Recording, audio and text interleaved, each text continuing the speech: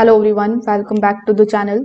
In today's quick video, I'm going to show you exactly how to check for updates on Frameo Digital Frame in 2026.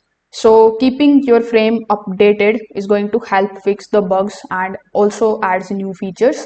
So in order to update it, first of all, you need to tap on your frame screen in order to basically open the menu in front of you.